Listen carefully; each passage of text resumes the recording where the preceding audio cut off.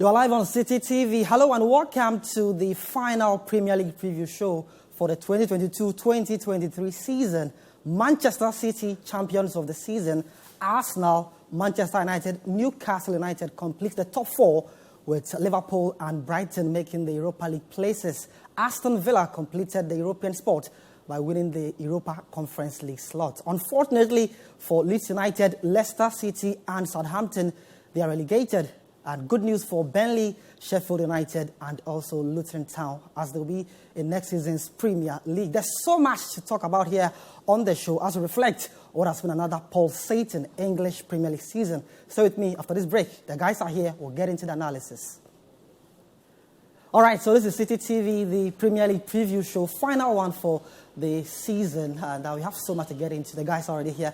Let me introduce you to my guest. Benjamin Nketiah is here, looking dapper as usual. Love it. I love it. The World Cup studio vibe is a thing. I missed it a little. I'm glad we've brought it back for the roundup. Nice one there. And Susu Graham, ever present on the show as well. Susu, hope you're having a good day. Oh, I'm having a great day. All right, let's start the discussion by reflecting on this season. Yes, I've highlighted those who did well, those who didn't do well. And let me start with you, Ben. Your assessment of the 2022-23 season? I think it's a record-breaking season. It's also what I would term a tide-turning season, because if you look at a lot of markets for the league, you notice a lot of new things or trends are beginning to emerge. For instance, there's the influx of more American owners into the Premier League now. AFC, Bournemouth, Brighton and Hove Albion, Leeds United. I believe Burnley are doing something similar. They have some minority stakeholders from Leeds United. Yeah, exactly. Yeah. So, first of all, there's that. So, the ownership structure of the Premier League is changing. And if you want to take into consideration what's happened with Newcastle United earlier and possibly Manchester United, it's almost beginning to look like Arab money versus United States money. Yeah. I mean, it's almost a split down the middle. I mean, if you think about how things are gradually going. So that's something for individuals to look out for. Record-breaking in the sense of goals scored as well. So Erling Haaland comes into the league. A lot of doubt. Does he fit Guardiola's style? Is he the guy who can score goals? Can he defy the Bundesliga tax myth? Yeah. And then he comes in and shows that it doesn't really matter, he can do it. And I think for me that also defines something else, because a lot of times we like to say that you need to be able to adjust, or I typically say that players need time to adjust to a new league. But I've been thinking, I think that if you are a world-class player, you don't really need a full season to be able to adjust. You can, yes, you might not hit your full prowess in your first season, but you find ways to contribute to your team. And Erling Haaland defines that for me perfectly in how he's adjusted to this season. So I've loved that. I've loved how much money Premier League teams have shown that they can spend. Now, That's a big challenge to the rest of Europe, because if you added the Premier League fees spent in January, that was literally more than all of the top 5 leagues or all the other top 4 leagues in Europe combined, not making even a half of that amount of money. So I think these are very eye-opening trends, and it just shows you where the wind of football is blowing. Premier League teams are getting stronger. They will begin to flex their muscles a lot more. If the rest of Europe don't find better ways to market their league in order to be able to catch up, the gulf in class could widen really, really seriously in the next couple of years. Absolutely. And so for Erling Haaland, his first season, though, but you look at the records and you'll be scared for the defenders next season when it starts getting better with time as well. So let me pick your thoughts on the season. City winning and then the bottom 3 teams as well. Quite a very sad one for Southampton, Leicester and Leeds United. I think Ben made a good point about the money being spent, and I think it's contributing to the quality.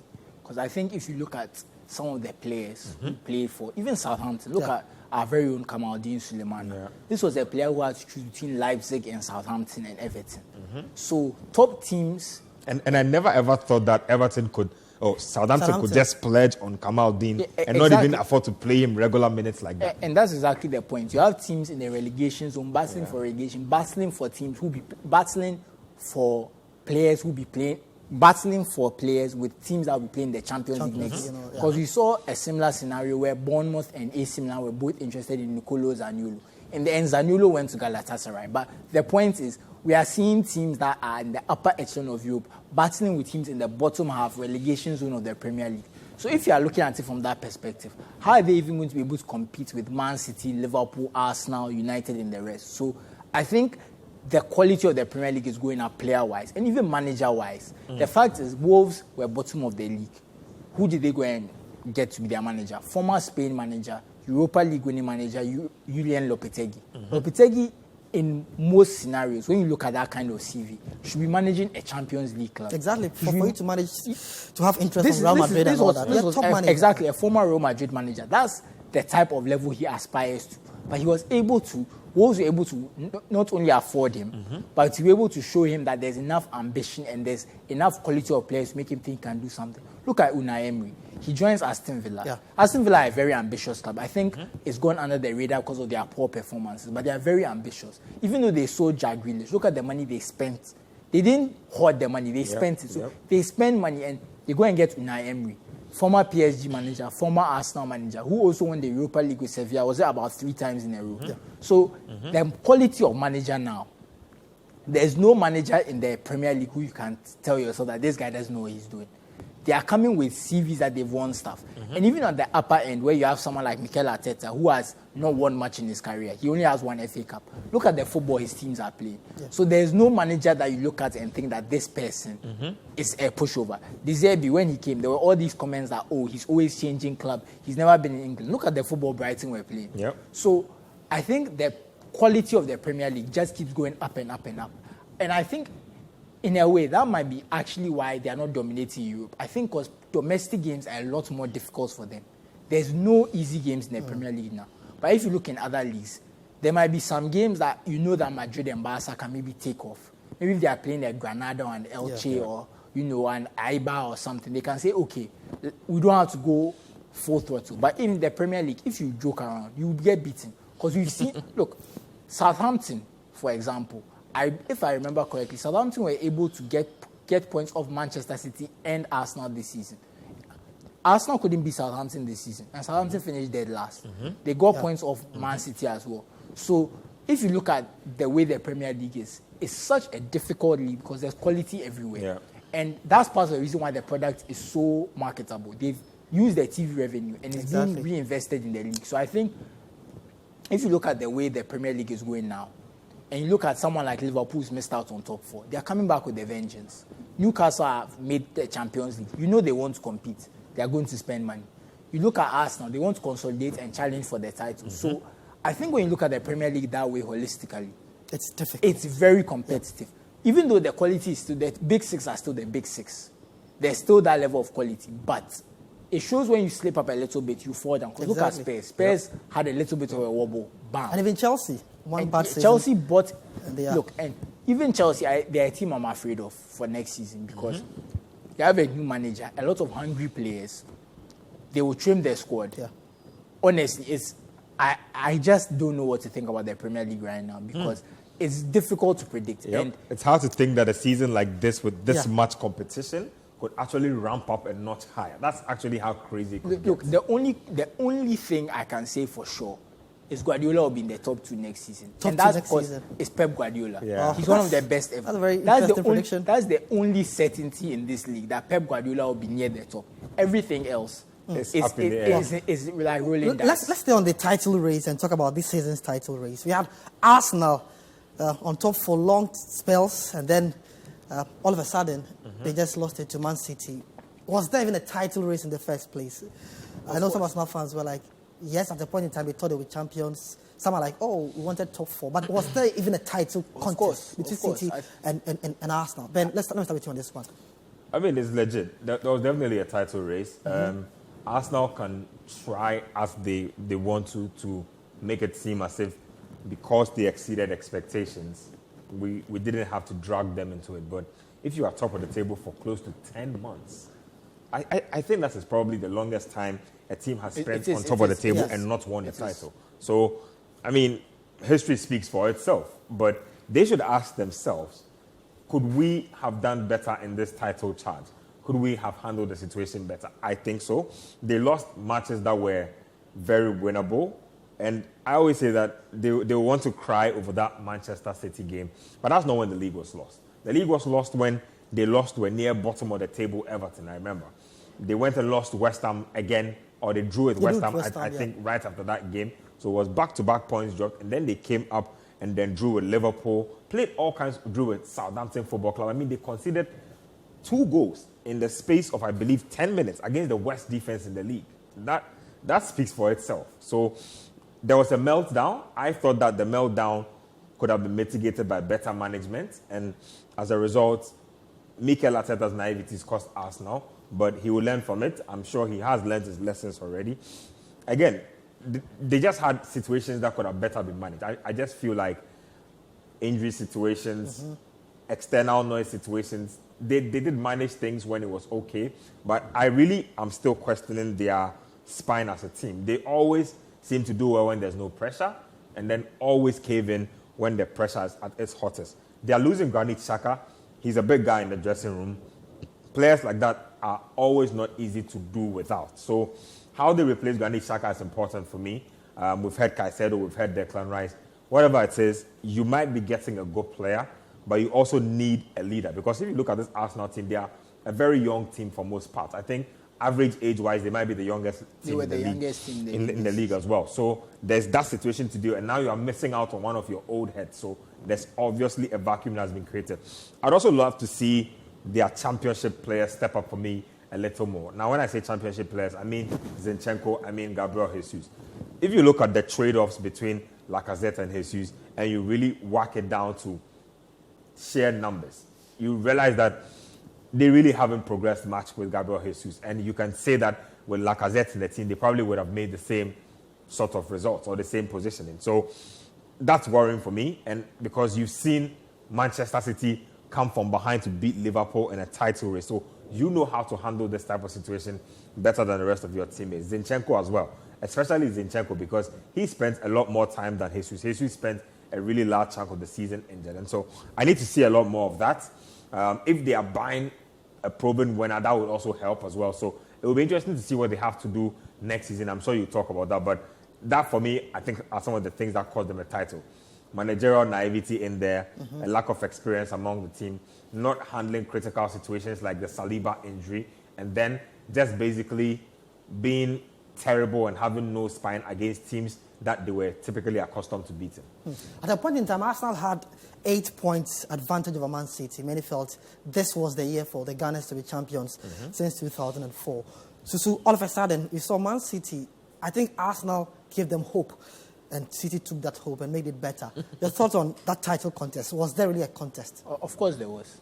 If there was a contest, we'd be talking about a 10, 20 points gap. If I remember correctly, the gap is about 5 points, 6 points. I mean, there's the fact that Man City only got 1 point from their last 2 games. So they kind of relaxed a bit. But the truth is, Arsenal made a good fight of it. But I think in the end, their squad was truly not ready. And when I mean squad, I mean the holistic full 23, 25-man squad was not ready to challenge for a title. Because you look at Bukayo Saka. I can't remember a game Bukayo Saka did not play. He's played every game from last season and this season. Exactly. So Bukayo Saka is young. His form will go up and down at his age. And you have him playing every game. So you saw at a point, I want to say from, I think March, April, and most of May, Bukayo Saka did not show up. Yeah. In the last 10 games of the season. Let's be frank. He did not show up. He was their best player to that point, and he didn't show up. I will give him credit because he had a good season before that. He stepped up. He was making things happen. But I think from about the Liverpool game and the West Ham game, when he missed that penalty, I think the mental and physical fatigue set in, and he just struggled. I think the Saliba injury was key. I think they were a much better team with William Saliba. I think it made everything more difficult for everyone else. So their form dipped. Because look, Saliba is impressive. I think everyone who has seen him this season, he's had a few games where he struggled a bit. I think he struggled against Ivan Toney because Ivan Toney was a bit more physical than he would have liked and dominated in the air. But that's the only game I can think of where I can say Saliba was outclassed. So we've enumerated the Arsenal issues. What does City do right, though? They are just a better squad and they have a better manager. I don't think it's that complicated. And look at the adjustments Pep Guardiola made. We saw a team where last season, Cancelo was the engine of the team. He played the most passes, he had the most touches. He was shipped out in January, and the team didn't miss a beat. He changed the system up. Yep. He moved to a kind of back 3, back 4 hybrid, where John Stones moved into midfield and changed the way they defended. So he was playing 4 centre-backs for a lot of games. When Ake went down, Walker came in, and Walker could still do that job. And they just kept going. That's the thing. I think that was the main thing. Pep Guardiola's ingenuity, his flexibility, and his experience was superior to Arteta's, because if Arteta was in Man City situation and things had been going swimmingly, and that dynamic with Cancelo, who is relying on, had changed, I don't think he would have been able to adjust, because he's just not at that level yet. The fact, I mean, just to add to that, before we started, right, you saw the season documentary that they put together. Something just struck me out of that documentary, and I think this is often something that we underestimate. You heard Ruben Diaz. He said at a point that they think that we might be tired. They think that we don't want the title anymore. And if you think about it, look, it's very easy to win 2 titles and say, you know what, we've won a title twice already. Why do we need to win a title again? If you've won it 5 times in 6 years, there's winning fatigue. Trust me. Like, you might get to a point where it doesn't hold the same lure for you again. The motivation is low now. It's not the same, because you've won it. Like, what do you have to gain? If I look in my locker, I have 4 Premier League titles, I have 3 Premier League titles. It's very easy to let my motivation drop. But those guys literally went after the title like they were chasing it for the first time. And I feel that that's something that goes under the radar for most Pep Guardiola teams. It's monster mentality. It doesn't matter how many times you think we've won. We want to win 10 times if possible. And the way I see it now, they won't mind winning 10 Premier League titles on a bounce. They will still be hungry to come back and win more. I think it's something a lot of teams can learn from. I speak to a lot of Liverpool fans who seem content with 1 Premier League title and 1 Champions League title in 7 years. I don't think that Pep Guardiola will be content with that type of thing. Look, before the season ended, this guy had already pinpointed the players he was looking for to come and plug holes that he thought were weaknesses in a season that hadn't even ended. That just tells you about how this team is moving and how this team is thinking. So for Manchester City, I think they are a mentality model for everybody out there who's watching the football, because, look, they are not stopping anytime soon. If you think that they won enough titles and so they are tired and they are coming to relax, think again. Sure. Now, there's a pattern when it comes to the league table. You look at the London clubs, I think they found a way to just be around the mid-table, from Tottenham Hotspur, Brentford, there's Chelsea, there's Fulham. What potential accounted for that mid-table finish when it comes to the London clubs? I think 6 of them around the mid-table area. There was a big kind of clump of them. Exactly, all of them around the mid-table. I think there's like 6 of them, or 7 of them there, and there's like 1 club in between. Exactly. So you had Brentford, I think it was Tottenham Hotspur, Brentford coming next, and then you had, and that's it, Fulham next. It was quite London, Crystal Palace were all there, Chelsea.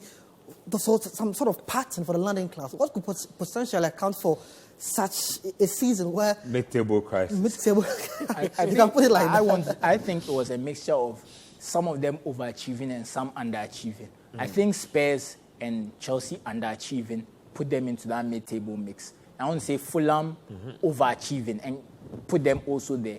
And I would say West Ham also underachieved a bit, though they would likely be at the upper half of that. So I think a mixture of the teams underachieving and overachieving kind of just made them all clump together. I don't think it was anything special about London. But it's very telling that there's so many London clubs, because in past years, it would usually be Spurs, Chelsea, Arsenal.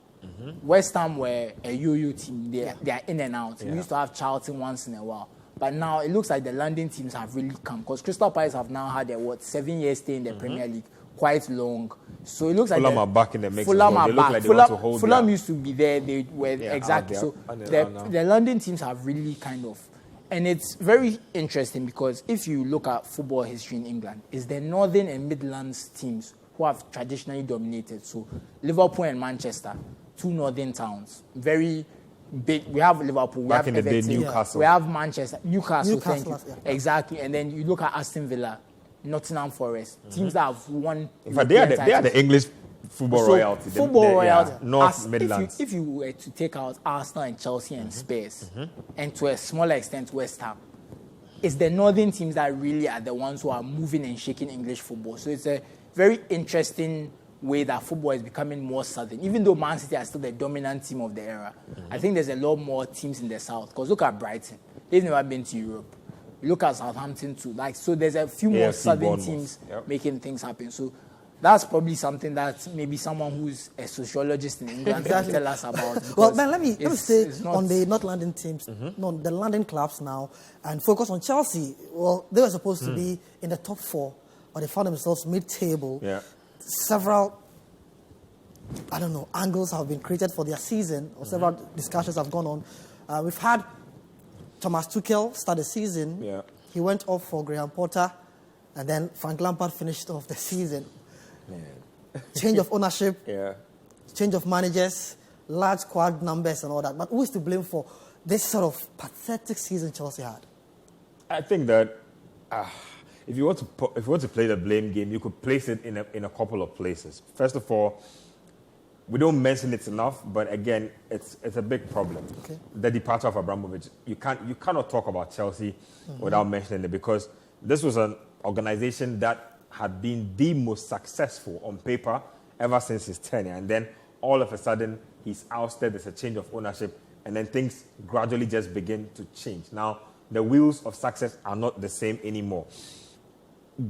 I mean, if I look at the center of this Chelsea team crisis as it stands, I think I'd put that on Todd Bowley and Egbali, because if you want to come into a new organization, the first thing you recognize is that yes, you might want to place your imprint on the organization, but change is gradual. If you want to make your imprint sudden and you want to cause an upheaval, you definitely must be ready to pay for the ripple effects. I mean, how is a club like Chelsea in a situation where they've bought so many players that some players have to change on the corridors? They have so many players that you need to organize 2 different training sessions. And to top that off, you hire a manager who you want to dictate terms to. I mean, imagine if you and I have to do our work every day and Samens and Bernard pick a notepad and sit down and take notes every single day while we're at our job. I mean, I don't mind, I can do my job, but regardless, it will get to you. I mean, it's almost like your every move is being scrutinized. And according to reports, these are things that were happening. Like, the owners were sitting at the training ground. They were at every training session. They were taking notes. Their hands are behind their back. They were in dressing rooms and all that. For new players, like a guy like Mikhailo Mudryk, that is unnerving, because a team has bought me for almost 100 million, and they are the owners. Where I run, they are looking at how I run, how quickly I don't run, how I can tackle. It's a lot of pressure, whether you like it or not. And then you have to feed that in with having a Graham Potter who hasn't figured out his system. I think it was an absolute mess, because, look, you need to hire people who can do the job. He was trying to be a sporting director. He was trying to be a technical overseer. He was trying to be the account. You can't do all of that. And that's what these owners need to understand. Thiago Silva, who barely ever speaks, came out and really criticized the new ownership. And for a player who is still in your team, he might leave, he might come back for a year, but for him to still be under contract and call you out in that manner, I think it's very telling. It's very frustrating. Yeah, it's very telling on the kind of season the players have been doing. I believe that if the Chelsea players could grant exclusives to tell their side of the story on how this season has been, I'm sure we will be shocked and we'll probably not be able to recover. I know someone will do a documentary in 10 years. So you understand. So it's that Todd Bowley. I just think that leadership didn't handle the transition properly, and then they affected everything. They thought that once there was money could solve every problem, but we've clearly seen that is not the case. And so now they need to double back. Exactly. They need to put the right people in the right places, and then hopefully Chelsea can gradually start to pick it up from where they left off again. So let's talk about Pep Guardiola. He's won the title, and then he was adjudged the manager of the season, arguably. Was he really the best manager in the league? Before we go there, can I just talk a bit about Chelsea? I just want to say something. I think Todd Bowley had the right intentions. You can see he's ambitious. He wants to when he spend the money. Yeah. I think he also had a bit of arrogance about him in the sense that he didn't take his time. And I think he made key decisions. He got some key decisions wrong. I think if they were going to sack Thomas Tuchel, He should have done it immediately. Yeah. That was the first thing. I feel like he was trying to feel him out. Yeah. Yes, but I think that didn't work in their favor. I think Graham Potter too, I think they made a mistake. I think Graham Potter would have come good. But I think if you are in a club like Chelsea, you need immediate results. And it doesn't happen. They should have let him have the end. They should have at least let him have a preseason. Because he wouldn't have done worse than what Lampard did. Exactly. So the leadership was the problem. And if you see, they gave Graham Potter a 5-year contract. How long is Pochettino's contract? 2 years. Yeah. So you can see They've changed stance. They've changed stance. Yeah. So I think they were a bit confused as to where they actually. They knew what they wanted to do, but the way to they didn't know how to get. They didn't know how to get about. So it's very very next season they get things right. But you see, I think it's sad because I think a lot of players are going to have their careers affected by the kind of chaos and the amount of players they brought in. Because if you are a winger, someone who was bought in the first transfer window, like Kani Chukwuemeka, your path to the first team has now been blocked because other players have come in. You look at someone for more money. For more money. You look at someone like Callum Hudson-Odoi. How is he going to come back into this team? He's apparently reached out to Pochettino, so he wants to know if Poch has him in his plans. Then he'll make his decision going. So there's a lot of chaos going on. So I want to see where Chelsea go next. Yeah. I'm very excited. Yeah. But it's actually one of the very interesting storylines. Definitely, he has to take that. Speaking about Pep Guardiola. So hold on. Let's this is the Premier League preview show here on City TV. You're just reflecting on the season 2022-2023, City champions and all that. So we have more to discuss. We'll get into how our Ghanaian players fared in the season. Kamaldeen Sulemana, Mohamed Salisu relegated alongside Southampton. For Thomas Partey, he was part of the title-chasing Arsenal team that didn't get their hands on the trophy, though. But there's more to discuss as Andre Ayew's Nottingham Forest also survived as well. Let's go for a quick break. When we return, more for you here on the Premier League preview show here on City TV.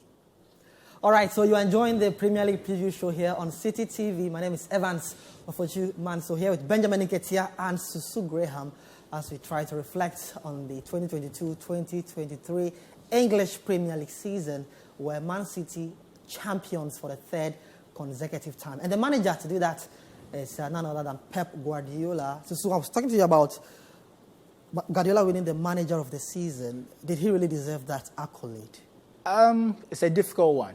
Clearly, he is the best manager in the league. He has won the league 5 in the last 6 years. You cannot deny he's the best manager in England.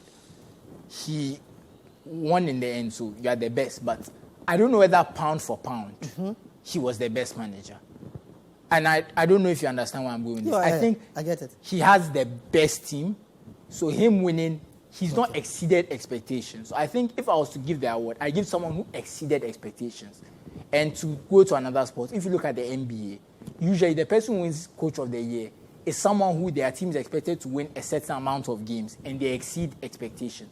So I think for me, I'd be looking at someone like De Zerbi, Eddie Howe, Gary O'Neill, Unai Emery. I think any of those four, for me, have exceeded expectations. Because if you look at Emery when he came in, Aston Villa are afraid they're going to get drawn into a relegation battle. Sack Steven Gerrard, bring Unai Emery. Now, people are talking about them about potential top 4. They don't make it in the end, but they make the Conference League. Look at De Zerbi. He comes in, loses his first 4 matches. People are doubting him. They finish in the Europa League places. Look at Eddie Howe. Last season, he comes in, beats a relegation battle, finishes mid-table. They make a few signings here and there, straight into the top 4. So, and then Gary O'Neill, of course. Bournemouth lose 9-0 to Liverpool. Scott Parker says this team is not good enough to stay in the Premier League. He stays, he buys a few players in January to kind of beef their team up, and they survive comfortably. So when I look at people like that, for me, it's difficult for me to say that, let's kind of give it to Pep Guardiola. I get it. Pep Guardiola is the best, but I think every season's manager of the season shouldn't be just the best. Because if it was that case, I think even awards, like player awards, it wouldn't make sense because Messi and Ronaldo were never not the 2 best players. So it's like other players can have a better season because of something they win, something they do. I remember in 2018, someone like Luka Modric. You can't say Cristiano Ronaldo, Luka Modric is better than Cristiano. But that season, what he achieved. So I think we should look at maybe there's a season that maybe Kevin De Bruyne gets injured or Erling Haaland gets injured, and Man City have to kind of readjust. They have to cope. Like, you are thinking to yourself, wow, this Man City team, they've lost key players. How are they going to do it? And they still win. Then I can say, okay, I give him the award. But if you look at the other people who've achieved, I think the award means more to them because he has the league title to go home with. He doesn't need. You've mentioned some managers. If I'm to push you further, which one will you pick out of them? I'll say Gary O'Neill. Gary O'Neill for you, Bournemouth. Any day. Because I think Bournemouth should have finished dead last based on the squad and they survived. Yeah, I think so. For me, that's impressive enough. So I think, and funnily enough, he wasn't even nominated. And I thought that was a big surprise that he wasn't nominated. But I forgot one name. I think Mikel Arteta also deserves a lot of credit. I know people are on his case that they bottled and that kind of stuff. But if we are all being honest, a lot of people didn't even think they would make top 4. Yeah. A lot of people were like, even top 4, they won't do. Like it's up in the air. It's up in, like, last year, they should have finished top 4. So if they couldn't do it last year, they won't do it this year. And he had them leading the league for most of the season. So Gary O'Neill for you. I think he also deserves credit. And for you, Ben? Eddie Howe. Eddie Howe. Why Eddie Howe? I mean, look at the players Newcastle have. No disrespect to them, but Dan Burn, Joe Wellington. Joe Wellington was on the brink of leaving Newcastle. They had tried him. They tried him as a traditional number 9, tried to play him in all kinds of funny positions. Eddie Howe comes along, all of a sudden he redefines what Joe Wellington should be doing. He's putting in a lot more work. You take a guy like Fabian Schär, not your biggest name if it comes to centre backs, but he's done one of the more decent jobs this season. In fact, at a point in the season, Newcastle had the best defense in the league. And so it just tells you what kind of work he had done with them. And ironically, Eddie Howe was known for being a very attack-minded, no-defense type of manager when he was at AFC Bournemouth. They played no defense at all. All his teams did was attack, and they would concede a ton of goals in the process. So, to be able to transform these relegation bunch into a Champions League unit, I think that speaks volume in itself. And if you look at the players that have played in the midst, like I said, he's touched everybody individually, and everybody's game has seen an advancement. If you're a manager, I don't think there's any bigger praise to your impact than to see that player A has moved from spot 1 to spot 5 by the time you are done with that particular campaign. And he did it all while not spending a lot of money. So I'm just out here even thinking to myself that, hey, are Newcastle really sure that they want to go out there and splurge money? Because that might come and bite them in the back. Because right now, you have a manager who can do a lot with not too many star players. Star players come in, egos come in, culture begins to, dilute a little, and then you don't know where it goes. But I just basically love the work he's done. There are a lot of people who thought that they couldn't see out being in the top 4 and that they would eventually crumble. Again, they held their nerve. Don't forget that this season they were in a cup final as well. So competing to stay in the top 4 with an average squad, and then going to a cup final, I think it's, if there's anything that speaks over achieving, it's definitely Newcastle United. I want to just even touch on that even I would say I disagree that they didn't spend money. They spent money, but the problem is that a lot of those players didn't even play If you look at someone like Isak, they spent 60 million on. It was the second half of the season he kind of started making his mark. Yeah. The first team from last season to this season, I think the only changes were Botman coming in and Nick Pope. The rest of the players who contributed heavily, Callum Wilson, Joe Wellington, Willock, Almiron, Trippier, Shah, Gumaresh, they were all there last season. So it's like, apart from Botman and Pope, the team didn't change that much. So I think that goes to what he's saying, that he made the team work and he just plugged a few holes in the system. Exactly. And look, there's always positions they can upgrade.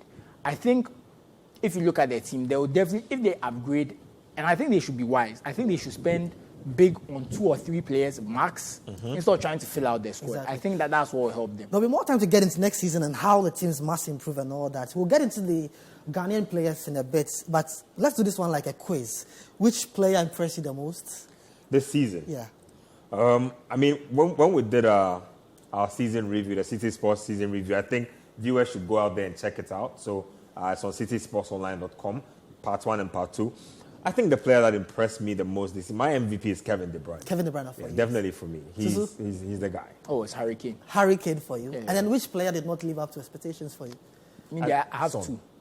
Son Heung-min was a huge disappointment. I think that's a good one. Son Heung-min. And you? I think I'll limit it to the new signings. I think Anthony and Darwin Núñez. Too smart. I think they are. No, Núñez was decent. No, but I think Núñez didn't hit his expected numbers, but I think he was decent. Anthony was also decent. But I think when you compare the price tag to the output, I think if you told me Anthony was worth 20 or 30 million and he played like that, I don't think I'd have a problem. But if you told me Anthony is worth 80, 90 million and he's playing like that, I have a big problem. Correct. You see where I'm coming from. I think Darwin Núñez is in that same...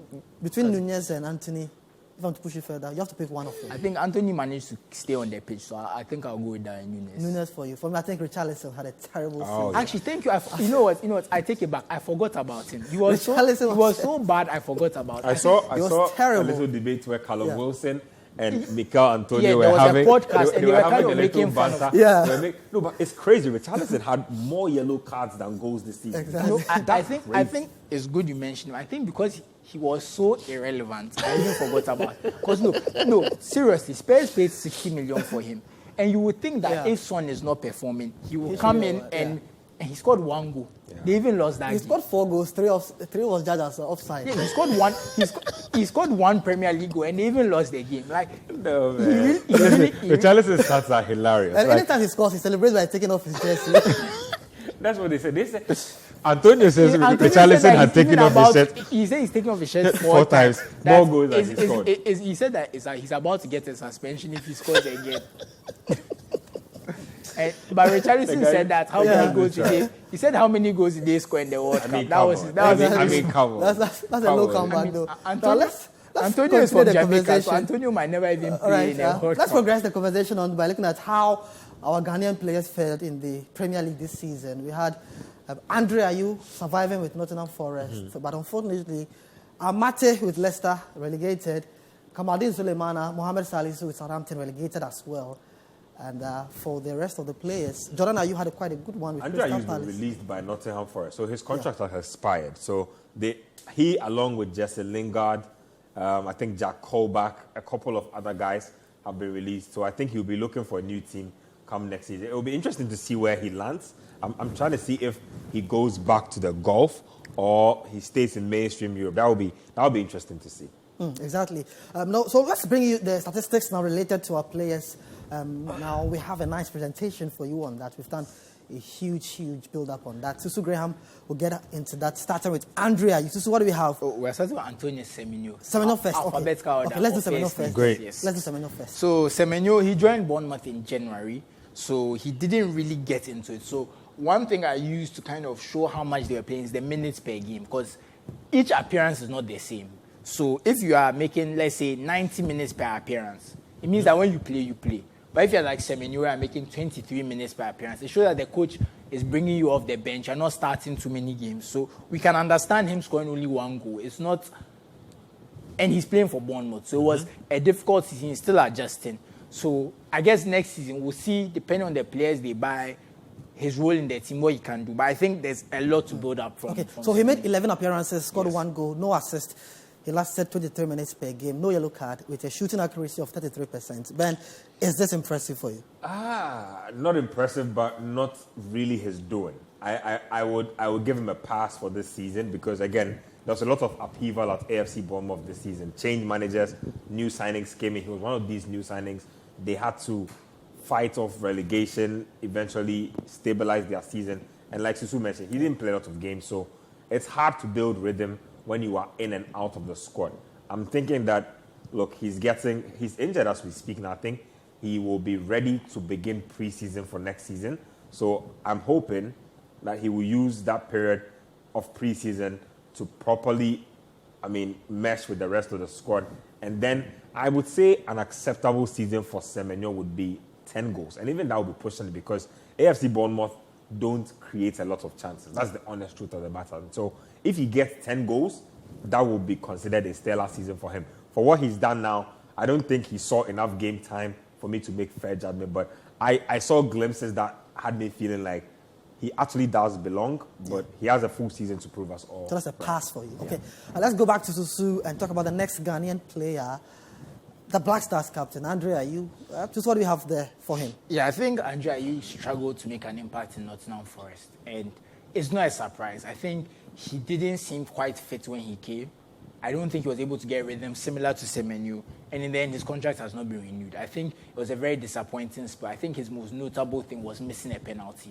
It just tells you how... No, seriously, I think Steve Cooper and him have a good relationship. So that's what I was about to say. Wanted to kind of give him a chance. He thought he could make an impact. Yeah. He didn't really. I think they survived in the end, so all's well that ends well. But he'll be looking for a new club. So, I hope he goes to a club where he plays more. I think they didn't utilize him. I think they weren't able to get the best out of him. Mm-hmm. So hopefully his next club, he gets more game time. So 13 league appearances for Andre. He didn't score a goal. He didn't give any assist.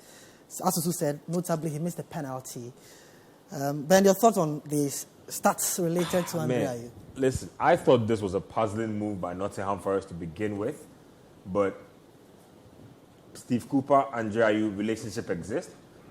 Andre Ayew probably gave Steve Cooper the best individual goal-scoring season in his managerial career, and so I wouldn't be surprised. But the fact that he didn't play him a lot just went to speak a lot about the readiness of Andre Ayew, or his readiness to help the team in the state in which they were. And if you noticed how Nottingham Forest played, again, it was surprising they went and brought in a player like that, because their game is very long ball, run, counter-attack.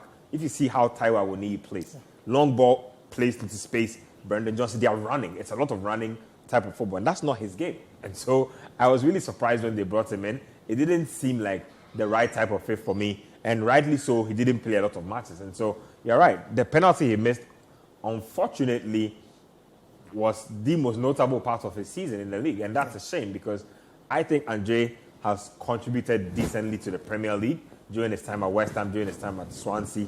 And so, for it to have, gone on and ended like this for some time, I think they even acknowledged him for his 100th Premier League match or something of the sort. And so, yeah, big ups to him. Again, like I'm saying, it will be interesting to see where he lands for next season. But I think this was one of those forgettable experiences. It was in the Premier League. It was with Steve Cooper. The experience, I'm sure, was great. But I'm sure he would have made more of an impact for Al Sadd if he had stayed with them. But, hey, it was a good exercise heading to the World Cup and all of that. I'm sure he'll take it. There's one word I pick out from Ben's analysis: a forgettable season for Andre Ayew, the Black Stars captain. From him, let's talk about his deputy at the Black Stars level. That's Thomas Partey of Arsenal. So what do you have? So we have Thomas Partey here. He played 33 games, and his minutes per game is 75. So he was a key part of the Arsenal team. And if you look at Thomas Partey, look at him. The main thing was his ball progression. And he did that in two ways. So you look at his passes into the final third, 231, and his take-on success rate, 77.8%. So that was the highest in the league. So when he did take on players, it was very good, and he was very successful. Are you kidding me? Wait, hold on a second. Are you saying that, is that among central midfielders or for the whole league? The whole league. Wow. Yeah, so if you look at, that's what I'm saying. So, and the passing to the final third, it shows you that he's able to progress the ball very well. So look at this. And I think the 75 minutes per game, I think it wasn't held by that period where, if you remember, Jorginho kind of came into the team for a while. Mm-hmm. He was kind of a bit dropped. I think his form dropped a bit towards the end of the season. So there was that kind of change. So I think Partey had a good season for me, key part of the Arsenal team, and remains to be seen how next season goes. All right, so Susu says it's a good season for Thomas Partey. It got to a point where we're wondering, was he out of Arsenal's first 11 because he lost that spot to Jorginho, but he's back. Ben, your thoughts on Partey's season? It's difficult to really say he did extremely well. I don't think it's as difficult to judge. I think he had a legacy-saving season. His reputation was on the line this season, not for ability reasons, but for availability reasons. Because, look, nobody cares how good you are if you can't stay on the pitch to play. Availability is the best ability. Exactly. I don't care how good you are at your job. If you can never be present to do the job, we don't care. Yeah. And that's what Arsenal fans were. A lot of them were getting to that point with Thomas Partey. It's like, wow, this guy is really brilliant when he plays, but he's barely ever available to play. And so it's very frustrating. And I think that's a big feather in the cap for the Arsenal medical team, because he played 33 league matches. That's almost all the matches this season, from somebody who was very sketchy the past season. So that, again, means that they really managed his minutes well this season. And so I'm not really surprised that he suffered a bit of a burnout towards the end of the campaign. Again, that Saliba injury puts more responsibility on him to do more work between the lines. And if you've been through the sort of injuries he's been through, you will be very reluctant to do a lot of gun-ho running in between the lines. And so I think that he did well by holding the level he held this season. That take on stat still shocks me. That, again, I've always had the mindset that Partey is a better player further up the field than he is where he currently plays. Again, they will probably, coaches and analytics people will probably disagree. I disagree. Yeah, I always feel like if you want goals out of him and assists out of him, he can give you a lot more than what we see him do. But he's that kind of guy. He's very tactically disciplined. And so if you want him to stay in a certain zone in the game, he will stay there all game and not move. If you play him in a game like we saw against Tottenham, where there were points where Arsenal required him to get forward. And I think he has some of the cleanest ball striking techniques I've seen in the league. If he does take a shot on target, he barely ever misses by a wide margin. It's almost always on target or it's really close. So I think he should shoot more. I feel like he saved his legacy this season. He showed Arsenal fans who he is. I mean, at a point, we were having Partey-Casemiro debates. Exactly. And Casemiro, for me, between Casemiro, Rodri, and maybe a few other big guns in Europe, those are the best of the best in the position globally. And so if you have your name in the mix with these people, you know that you are doing something right. Again, for Arsenal, they don't want to have to put a 38-game strain on a guy like Partey. And we can see that if you are fit, they will do it. Bukayo Saka has shown that he's young, and they are using him to a point where... Arteta has a template first 11. Where I think that system is wrong because, look, I'll give you an example just to digress shortly before we go on. Ashley Cole, when he was 30 years, he said he felt like he was 40. You know why? He had been playing first-team football since age 18 or 17, right? From Arsenal through to, I think it was Chelsea. He just kept on playing first-team football. As long as you don't get injured, these managers will run you into the ground. So, for me, they need to manage him better. But for Partey, I think he can look back at his season and say that he had a very, very good season. He had one or two bad games, but everybody's allowed to have a bad game every now and then. All right, let's talk about the next player. He saved his best for the last, and that was against Liverpool on the final match day. The second goal he scored in that game, my goodness. Kamaldeen Sulemana. So let's talk about him now. I think another January signing who struggled to make an impact. And I think, interestingly enough, a lot of people didn't talk about this, but Southampton had similar issues to Chelsea in the sense that they brought a lot of players in quickly. They didn't gel. There was a change of ownership. And that also contributed to them. Because remember, they and Chelsea both had 3 managers this season. So it's all part of it. Wow, but you look at Kamaldeen Sulemana, again, he struggled to kind of get into the team when he did come because there was a lot of times he didn't play at Rennes. So he comes in 18 games. He plays just over half the minutes in those games he does play. So there was a bit of trust. But I think it took time to come. And I think because of his rustiness and his own inadequacies as a player, he didn't have the impact he would have liked because I think his decision-making is still a weakness. We saw that in the Man City game, and we saw it in various other games. So I'm not sure what happens with him because I'm hearing that Southampton, there's a 40% wage reduction for all their players due to relegation. So I don't know if he wants to be there for that 40%. Sure. I don't know what the level he wants to play at. So it will be a very interesting summer. All right, let's quickly look at the other players. I'd have loved to see his take-on success. Before we try and leave the show, so that's Leicester City Samate as well. He played 20 games. He didn't score any assist as well. He had just that pass completion rate is high, though. Pass completion of 91.1%. A lot of very nice shots. So that's for Mate. But I think the problem with Mate is, I think after the January window, he didn't play again. I think he was kind of phased out of the team because I remember... They brought in Harry Suter. Yes, we did a Football Made in Ghana show where we had the stats for all the players in Europe. And it was the template I used when I was collating the stats. He and Salisu, I think from that show was about... The Premier League, they had played about 31 games at the time. Yeah. They haven't played any more games for various reasons. So Salisu's been injured. Amate was frozen out. And honestly, it shows how, I don't want to be rude, but it shows how poor he was, that this Leicester team, who could not stop anything, didn't feel the need to put him back in the team. So I think it's a poor season for him. Managers come in and they use you as a measure of last resort. I think that alone just sums up your season. Okay, let's get a start of the next player, Mohamed Salisu. Yes, let's talk about him now. Mohamed Salisu, he had 22 league appearances. Ben, your thoughts on his statistics there? He made 122 appearances. Man, I think if he had been more available this season, perhaps they would have been better defensively. But that's pretty much what I can say. He's also had a season to forget for most part. He didn't play enough football.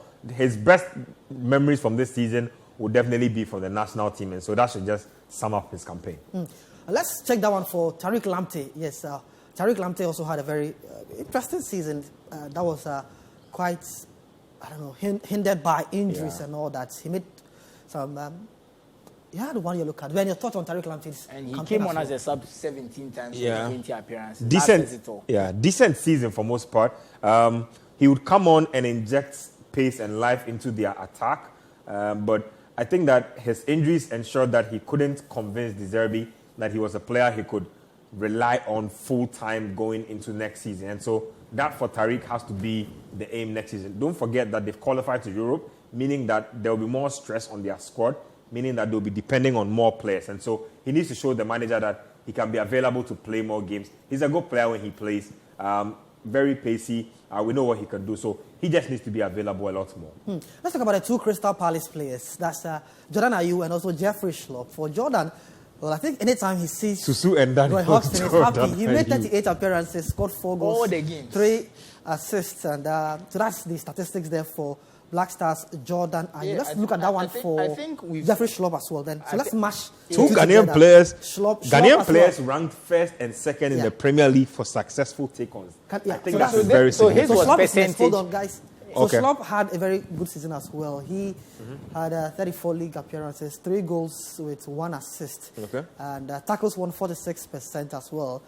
So quick thoughts on Ayew. That's Jordan and Schlupp, the two of them together. Hey, listen, I think there's something about working with Roy Hodgson that just motivates Jordan extra because, look, Hodgson comes in and his play changes. Yes, he works hard for every manager, but Hodgson puts Jordan in the positions where he can succeed. His running is a lot more free. He's doing less defensive work, but at the same time finds ways to help out. But I just think that, hey, if this is how he plays when Hodgson is around, like I'm saying, he should bring him around when he comes to the national team. Would love it. As for Schlupp, I've never, ever shied away from saying I think Jeffrey Schlupp is one of the best Ghanaian players out there and the one we are underutilizing the most. He's basically like a Swiss Army knife. Left back, left wing back, DM, AMC, right wing, left wing. He can literally do it all. And if you see how he finishes when he gets in the penalty box, he can basically play as a striker for you. And so all I will say is every time Schlupp plays, it doesn't matter the system,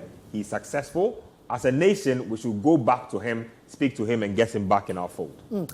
So that's the analysis from Ben on the Crystal Palace players, Jordan Ayew and also Jeffrey Schlupp, how they fared under Roy Hodgson. So let me pick your thoughts on them as well as you walk towards to sit as well and have your seat whilst you give us analysis. Okay, so for me, I really enjoyed the Jordan Ayew stats because I think we all know his ball carrying is great, and it was shown that he drew the most fouls in the Premier League and he had the second most successful take-ons by volume. Partey's was by percentage. So we have those ball movers, but I will criticize his goal scoring. I think 4 goals. If you play 38 games as a forward, it's not good enough.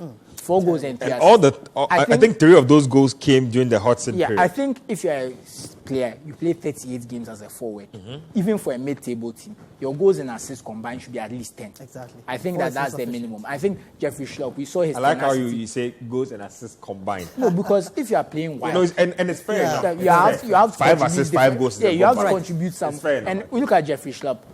He's top 10 in fouls and top 10 in tackles won. So you see the tenacity, the energy. He'll be great for our midfield. So a good season for him. So grateful for analysis. There's Susu Graham, Benjamin Nketiah. Grateful to you guys for your analysis. And also to the production team, Bernard, Ebo Osei, Edem Kayi, and all that. What a huge crew behind what has been a very exciting Premier League season here for you. This has been the Premier League preview show here. Certainly we'll be back with more analysis for you when the new season is on the horizon. Hasta la próxima from me. Evans Ofochu Manso.